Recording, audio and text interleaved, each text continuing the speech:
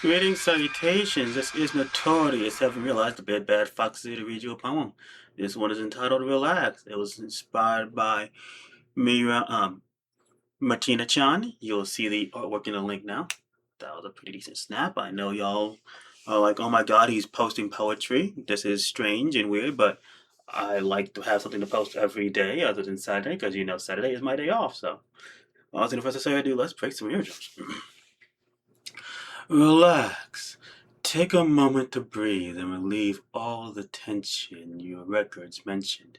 For I assure you, you won't feel any pressure as I continue to study your autonomy, as I'd hoped there would be no need for a lobotomy, but your psyche does intrigue me, as these episodic tendencies may need to be cut free like one's tendons or arteries.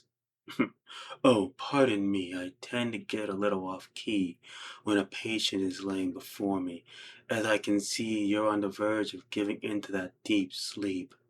But please relax your muscles and trust in me and my abilities to defy the fates who could never relate to the feeling of playing God or dealer, for it's never like I intended to steal her life, but it's just too hard to get giddy when putting someone under the knife, whenever it is man, child, husband, or wife.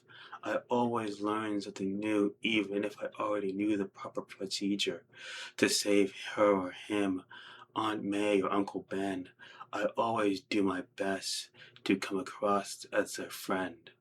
We'll see how that sounds. So this is Notorious. I'm out. Deuces. My crown away at the door. I'll take my place at the door. Showing my face, whatever it takes. I'm on my way.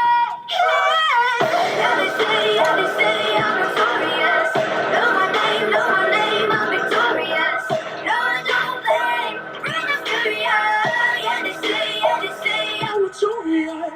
Notorious, no, no, notorious, no, no, notorious, no, no. Every city, I'm notorious.